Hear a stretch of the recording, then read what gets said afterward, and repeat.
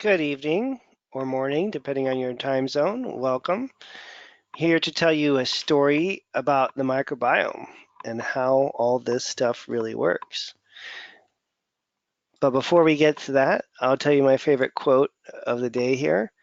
This is verse 16 from the Tao Te Ching. Become totally empty, quiet the restlessness of the mind. That's some really priceless information there. Become totally empty, quiet the restlessness of the mind. Okay, so we're going to jump right into the opposite of that, right? We're going to kind of do a little mind stimulation here because this is really interesting stuff. This is the latest and greatest microbiome work that's being done in Europe is now available in the United States. I think this is the first group of people to do this. So we're going to take a look at some of these labs, and this is me. If you haven't been to one of these before, who am I?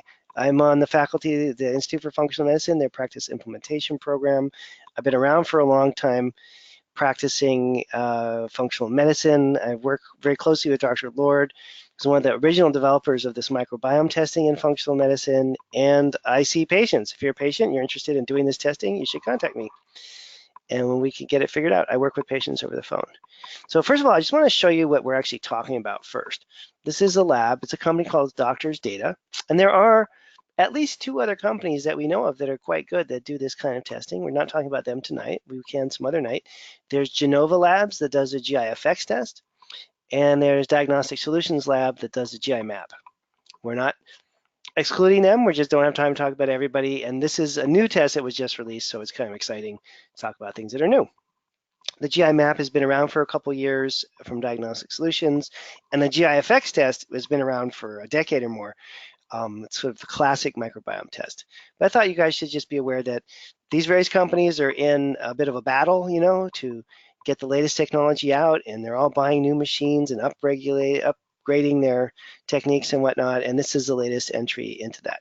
So this particular report, again, it's a company called Doctors Data. The test is called the GI360, and what they're attempting to do basically is synthesize and integrate the more conventionally long time tested, stool testing that has been done for generations using a microscope and using petri dishes and culture and that kind of thing with this newer technology called PCR, which is DNA-based testing. And in particular, they're applying the PCR or DNA-based testing to the microbiome, and those are the healthy or good organisms that exist in your gut. And this first page of the lab report, you see they do this summary of things that you can't pronounce. Basically, all these bugs here. Try to say Bacteroidetes 16 times fast, right? But anyways, they're trying to show the healthy organisms and how they're distributed. And the key words here for the healthy organisms are that they should be abundant and they should be diverse. Okay, you want an abundance of these organisms and a diversity of these organisms in a healthy microbiome. There's no single microorganism that makes the thing healthy, right? It's an abundancy and a diversity that makes them great.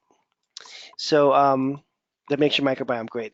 And then this is new. This is what I think the most exciting part of the test is this dysbiosis index is an attempt to look at the 54 commensal or normal bacterial markers here and make sense of it in one simple image.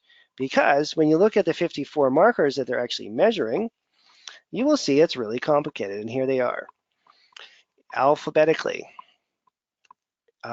Things you can't pronounce, like Bacteroidetes and Paramyxomyces and Firmicutes, right? So, and that's not all. There's this page too, these Clostridia organisms and the Clostridium botulism. And it's an on and on complexity of all these Latin names, right? And so, because this is like impossible to decipher for anyone, unless you're a full-time PhD researcher in this area, what they started to do in Europe recently is look at these microbiome results. There's hundreds, if not thousands of organisms that can be measured, right? But how do you get something that's clinically actionable? How do you get something that tells you whether that person is healthy or not? And so what they've started to do, and I think there's like 20 plus studies on this now, I think maybe all or certainly mostly done in Europe on what defines a healthy microbiome. And what they found was that these 54 organisms that are on this test, that are all good organisms that should be present, give you a general summary of the state of your microbiome. And you can take these 54 organisms, whether they're low or whether they're high, and combine them into this dysbiosis index here to get a general sense of how good your microbiome is. Okay, and if your dysbiosis index is over here in kind of the pink salmon colored zone, you got a problem. If it's down here in the green zone, then your dysbiosis index is low and your microbiome is in pretty good shape. And so this is very much a work in progress, right? What the researchers are attempting to do is take people with diseases like irritable bowel disease or irritable bowel syndrome or colitis or Crohn's disease and see what their microbiome looks like, and then see what healthy people's microbiomes look like, and then try to get an understanding of what a microbiome should be like and how to identify on a test whether the person is sick or not. Okay? And so this is the early stages. This is probably like if you were out there in that field in Ohio with the Wright brothers when they first got the airplane up in the air, right? And I love these guys. These two guys who never went to college. I don't think they got through high school. They were bicycle mechanics, my favorite profession in the world. And they built the first airplane that actually flew. How cool is that? But imagine if you were like right there watching the Wright brothers fly for the first time, and then you're thinking about like going to the moon, okay? Going to the moon would be like when we actually understand the microbiome. We're at the Wright brothers stage here. We're just getting off the ground, right? This is the very early days of attempting to understand how a test can identify a healthy microbiome. Most of the testing that's done these days is these huge genetic panels, right? And they're just looking at the entire microbiome in general, and it's very hard to get clinically actionable results from that. So I was pretty excited when I heard these lectures that the doctors' data scientists put on, that they've been working on this in Europe for a little while, and they're starting to, this dysbiosis index is really the first attempt to understand that. And if you're really interested in the science, Doctors Data has some great conferences they put on where they have doctors that are researchers that come and explain how all this works and show you all the studies and stuff. I just like to do the practical part, so I want to just cover the practical part for you today. Okay, so anyways, 54 commensal markers, right? And they're summarized in that dysbiosis index. And then this test has the other things that you may have seen if you've looked at some of these tests in the past. They look for viruses, they look for parasites, they look for all these protozoan, Dientamoeba fragilis, Endolimex nana, all the classic ones that we're used to seeing in functional medicine. Look for roundworm, tapeworm. It's a very comprehensive digestive test. It's more than just the microbiome. It includes all the potential pathogens. And then, of course, it also includes these various inflammatory markers. They do the culture for bacteria. They're trying to cover all the bases here, basically. Okay? And here's this last section here, elastase and fat in the stool, and whether your gut is inflamed, whether you have what we call leaky gut, and very importantly, the short chain fatty acid levels. Now, a lot of these markers that we're talking about here are common to all the tests. What's unique about this one is that they've got 54 commensal bacterial markers, which is new. No one's done that in the US to my knowledge yet. Maybe you could get it done at a research university or something, but not typically in a regular system. Okay, so I want to talk about like how the understanding of how the gut gets damaged and the understanding of how we repair the gut is really shifting. And in my generation, when I was trained, early 1990s, not to date myself too much, but early 1990s, no one really even conceptualized of testing the microbiome. It wasn't even something that people talked about. It was, again, like the Wright brothers talking about going to the moon. They're just like happy to get the plane, 10 feet up in the air for a few seconds. So we're right now on a cusp of this whole revolutionary change in how we think about the gut. And I want to try to break it down into these different stages so you can see if you have a gut problem or someone has a gut problem, you can see how the testing can play in and how you can start to look at these labs. And if you don't have a gut problem, you just want to check out your microbiome, how cool is that? You can do this as a wellness thing. If you understand the importance of the gut bacteria to human health, why wait till you're sick? You can do these tests and see if your microbiome screwed up before you have a health problem. Wouldn't that make sense? Okay, so anyone can do these tests. You don't have to have a gut problem. The first stage in the development of GI problems, as we understand it now, is that the microbiome is disturbed. That happens first.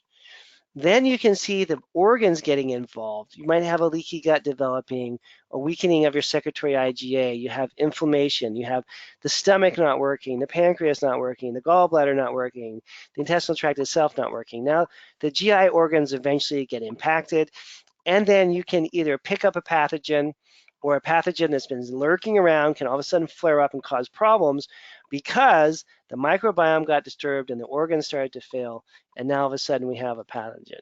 And the way that I learned this, and was sort of backwards, right? Where we just looked for pathogens and then thought after the pathogens are gone, maybe then we'll correct the microbiome.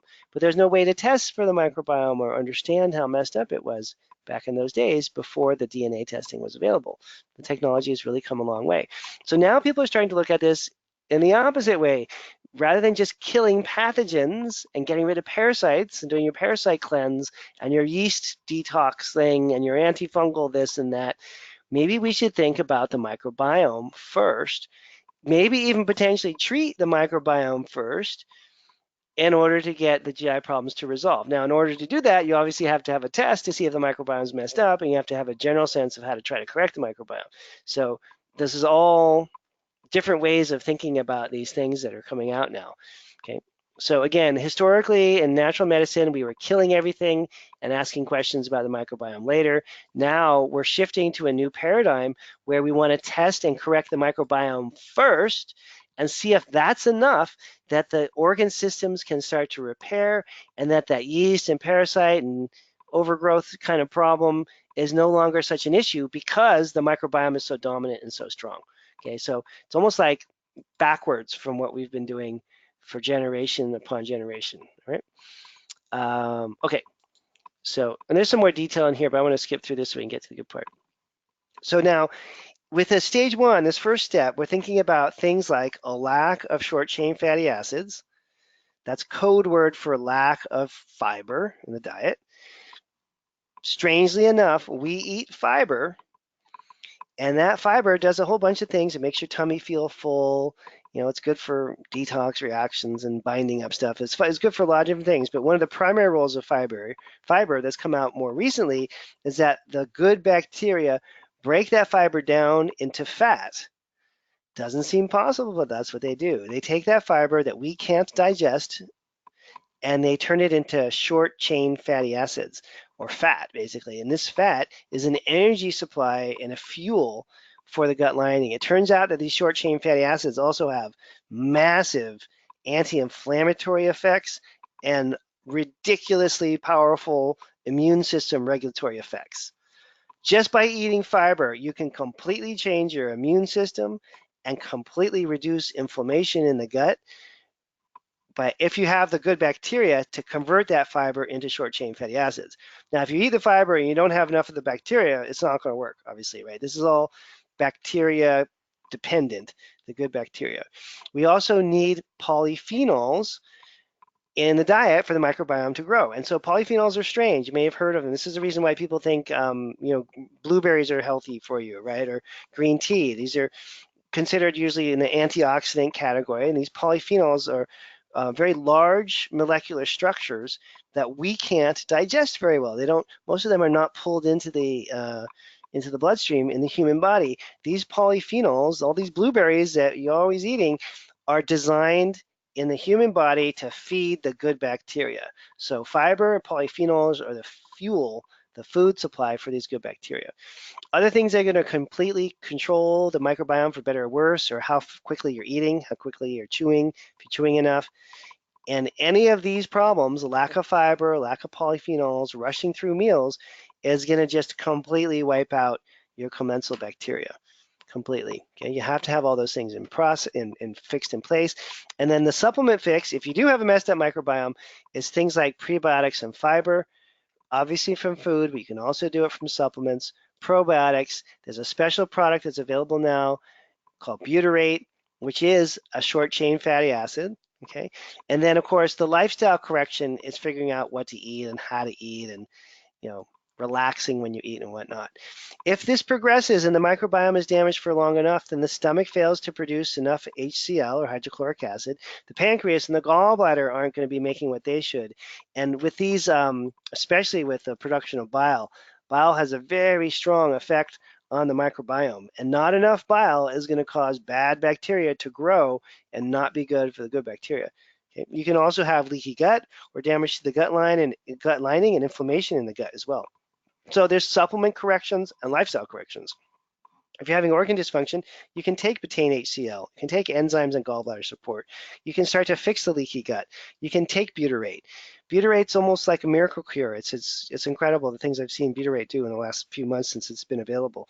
Or you can make the lifestyle changes, like sitting down and taking a few minutes to chew your food and making sure that after you're done eating, you spend 3 or 4 minutes just sitting there and enjoying life and letting your digestive enzymes come into play, letting your gallbladder make the bile, letting your body function as it should by not just chewing fast and then rushing off to the next thing.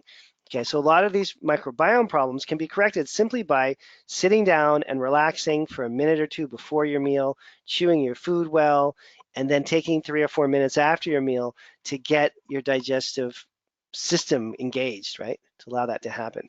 So the third stage, again, the first stage is the microbiome is messed up. Second stage is the organs are having a problem. And the third stage is you actually have a pathogen, like there's an infection. In the old days, as of a couple of years ago, everyone with if you saw an infection on a test, everyone was thinking, okay, let's give you some antimicrobials or medications for that parasite. Let's get rid of that yeast overgrowth, right? And then, if things are that bad, then you may need to do a Candida diet or a FODMAPs diet or a GAPS diet or some kind of extreme. But again, the thinking is changing now, and we're seeing that this is a progressive issue and that GI pathogens, just because they're present doesn't mean that they're going to cause a problem. It's the weakening of the microbiome that then allows the pathogens to really get a foothold and trigger all kinds of crazy things, okay? So it's just something else to think about. Now, these 3 different stages, just a little summary here. Stage 1 is the microbiome problem. Commensal bacteria are out of balance. The short chain fatty acids are low. The polyphenols are low. We'll look at some labs in a minute. I'll show you that. Stage 2 is organs are not functioning well, right? You've got inflammation or damage to the organs, they're not functioning properly. And then the stage 3 is there's some kind of infection present that you may or may not want to kill.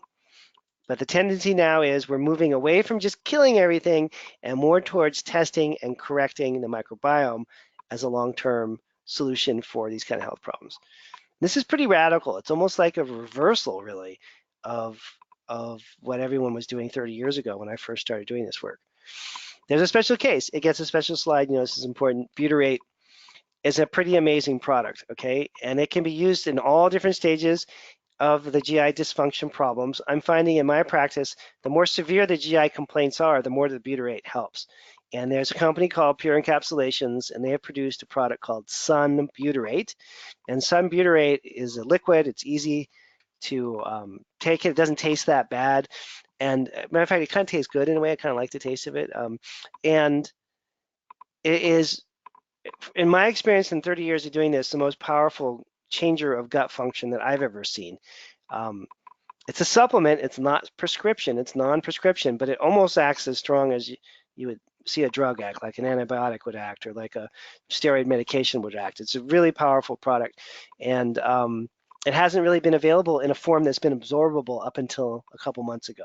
So there's lots of versions of butyrate that are out there, but they're generally broken down very completely in the stomach and small intestine, so they don't make it to your large intestine. This form of butyrate is in a little bit of oil. It's emulsified in an oil, and it gets into I think like the vast majority of it, 80, 90% of it gets absorbed in the large intestine. Okay, so this is a new product that we've been messing around with. All the reports I've gotten back from my own patients and from doctors is that it's pretty incredible. Okay, this is a shameless advertisement. I'm accepting new patients. We work on the phone. If you want to check your microbiome, give the office a call. We'll get you some testing. Okay, so now if you want to do it on your own, more power to you. You got to think about fiber and what to feed your microbiome, right? The easiest way to do that is with a half a cup to a cup of beans a day. Lentils work really well, but any bean will do. And then, of course, greens and other vegetables and fruit with each meal, so you get the polyphenols and the fiber from those as well, okay? If you're struggling with the organ-related problems, and this is what I call stage 2, then you just need to take a chill pill. You need to relax before you eat. You need to chew properly and take a few minutes after meals as well. And that in and of itself will allow your body to make more hydrochloric acid, make more pancreatic enzymes, make more bile in the gallbladder. If that's not working with the lifestyle change, then obviously you need to supplement or do some lab testing, right? And then in stage 3, if you've got some GI pathogens, then you have to get really serious about things like elimination diets, and all kinds of crazy stuff has to happen. This is really when the situation's gone so bad that you're having to do a pretty major reset, okay? We want to try to prevent people from getting there. And then there's lifestyle factors, and then there's lab markers, and then there are treatment options for each one of these areas. And so I'm going to show you with the labs here what all that is in a sec. Why is the microbiome so important? You're probably already aware, but obviously for your digestion, also for metabolic health. The microbiome is out of balance, you're going to gain weight, and it's hard to burn body fat. So people with obesity problems have a microbiome that's messed up usually. Immune function, for all kinds of immune issues, autoimmunity, etc. The microbiome plays a huge role. Hormone imbalances, neurological problems, it's just on and on and on. Okay. So we're going to talk a little bit about a couple of these organisms and the groups of organisms and how they relate. So a healthy microbiome is characterized by a healthy layer of mucin. So mucin is this pink stuff here. Okay, that's the mucin there. Mucin is produced by your intestinal lining cells, right? And mucin, or mucus, it's a mucus layer. It's a thin mucus layer that covers over these cells, okay? So in this example, it's right in here. And then here are the bacteria up above. So if you're eating a lot of fiber, you're going to have a lot of short chain fatty acids. You're going to have a lot of this organism called Akkermansia, mucinophilia, and a bunch of Clostridia, and you're going to have basically a healthy mucin layer. And if you're not on a good fiber diet, you're going to end up with the mucin layer getting thinner and thinner and thinner, which eventually leads to what we call leaky gut. Okay, so mucin degrades, or mucin falls apart first, and then people develop a leaky gut once the mucin protection has fallen apart. So when we're working with these corrections, we want to look at the stool testing, look at the polyphenol markers on these other tests called organic acids, and then start to apply treatments. And I'm going to show you a couple of examples here. So these organisms, it's hard to imagine because some of these labs will have 10 or 15 of these organisms. Some will have 20. The new lab has 54 organisms, and it's really impossible for the again, unless you're a microbiologist and you study this stuff full time, to understand what's happening. So what I'm trying to do now is sort of break this out into groups, right, or patterns or functions of these organisms. So from dietary fiber, we have short chain fatty acid production, and there's certain organisms that do that really well. From short chain fatty acid production, there's certain organisms that produce hydrogen really well. From those organisms that produce hydrogen, fuel another group of organisms that are hydrogen consumers, and so on and so on and so on, right? And so each of these categories of organisms helps with a different part of the process. And there are some here, as example, these guys here like Bifidobacterium, Faecalibacterium prausnitzii, Lactobacillus, it's a pretty famous one. These are good at converting fiber into short chain fatty acids, okay? There's other organisms like these guys that are really good at producing producing hydrogen, okay, which is really, really healthy for you. The hydrogen that these guys produce is really, really good for you. And then there's another group of organisms. I don't have a thing on them. You have to trust me on this. There's another group of organisms that are really good at consuming hydrogen, right? And so one group of organisms makes one thing, the next group of organisms needs that, and there's these neighborhoods or groupings of organisms that are dependent on one another. The hydrogen consuming guys need the hydrogen producing guys to exist. And it's, at its best, one big happy family, okay? And so I'm going to just show you here a couple of these markers on the lab. And this is an hour-long lecture that I did recently, but everyone has been encouraging me to make these talks shorter. So I'm going to cut it a little bit short, not do a full hour. So let's look now, and I'll show you how you can find these things on the left. For example, short-chain fatty acids. Remember, your body takes a fiber, can't do much with it. The bacteria, however, can turn that fiber into fat. That's amazing. They can do that, right? And that fat is the main fuel supply or energy supply for your colon cells, colonocytes. So these are extremely important. Remember we talked about butyrate? Butyrate can be tested. If it's low, you got a major problem. They also measure acetate and propionate that are other short-chain fatty acids that are important also, but maybe not quite as important as butyrate. Okay, and the lab will show you the total short-chain fatty acids. So again, if these are off, you can take butyrate as a supplement, or you can work on your diet, or you can do both. Okay, and again, as another little reminder here, they also measure secretory IgA and these inflammatory markers like lysozyme, calprotectin, lactoferrin, right? So if these inflammatory markers are high, it means that the gut lining is inflamed and that you're going to have to figure out why it's inflamed and how you're going to fix that, right? And they also have markers like elastase, which shows how well your pancreas is working, and the fat stain that shows how well your gallbladder is working. Super, super important, the gallbladder, to make all these functions work well. So this page here shows you about pancreas function, pancreatic function, gallbladder function, inflammation in the gut, how well you're doing producing short-chain fatty acids. This is a huge amount of information right here, just on this one page. Okay, it's mostly about organ systems. And then, again, they also check for all the bad guys. These are pathogenic bacteria that could be harmful.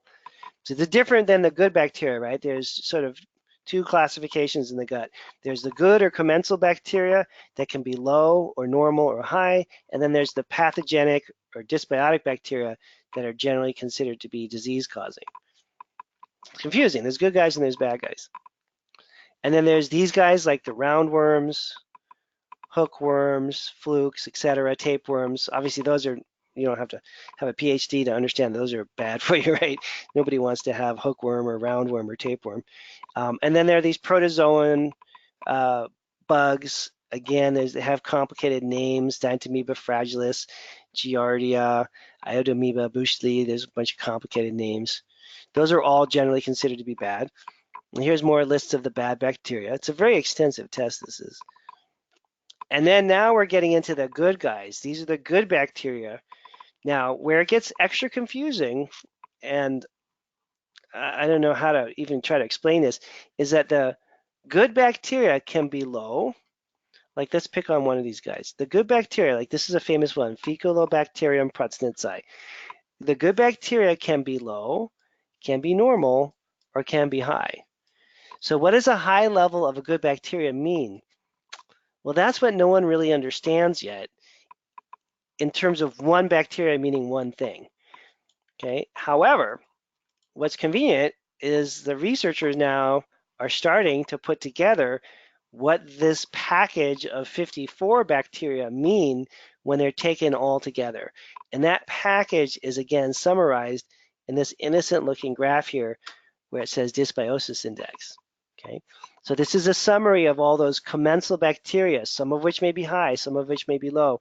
Is it looking like that overall pattern is one that encourages human health or discourages it? So we're starting to finally get the ability to look at the microbiome and see if it's healthy or not. And that's a pretty exciting development. For anybody with any health condition, autoimmune problems, inflammatory problems, joint pain, depression, neurological stuff, diabetes, obesity, and any hormone imbalance, all of these things come back to a central place with the gut and gut function. And so this test can be really beneficial for all kinds of different patients. And if you're super healthy already and you just want to check out your microbiome and see if it's in good shape so you can prevent a disease, even better. And you'll see there's also the summary page here on the lab where they look at the flora over here. Those are the bacterial markers. And then they put the key findings. Like for this patient, the pH was high, butyrate was low, That means they need more fiber, right? Or to take butyrate as a supplement. Elastase was low. They had a yeast overgrowth and a couple of these harmful bacteria. So again, the big difference now in the way that these treatments are approached is, do you want to just go off and kill the Citrobacter and the yeast? Or do you want to try to look at the commensal bacteria and strengthen the good bacteria, strengthen that microbiome first? And so to that end, there are prebiotic supplements that are available in diet. There are probiotic supplements that are available, and of course, probiotic containing foods. There's new products available like Butyrate that is incredibly effective. And then there's the old sort of standard hydrochloric acid, digestive enzymes, ox bile, small intestine and large intestinal repair products that are available, right? So I think we're at an era right now, or in a phase or a stage right now where the old school naturopathic stuff that I learned 30 years ago, still valid, but is being eclipsed in a way or being added to in a way with a deeper understanding of being able to look deeper and test and correct the microbiome. And what I think we're all finding, all the practitioners that are doing this work now, is that a lot of people with a simple microbiome restoration program can have a release of symptoms, and we don't have to be on this endless treadmill of putting people on anti-candida diets and anti-candida supplements forever. Okay. Now, do I still do a lot of killing in my practice? Absolutely, but it's not the only tool now that's available. All right. Okay, so I'm going to wrap it up for tonight. I hope you guys have a good rest of your evening, and this was somewhat helpful for your understanding. And there'll be a lot more to come with this as time moves on and we learn more about this. I'll also be having a lot of my patients order this test. In the next few months, we'll be getting them back, and I can share those with you as well. Okay. And if you want to be a patient, check out your microbiome, contact the office, and we'll get you set up. Bye for now. Have a good evening.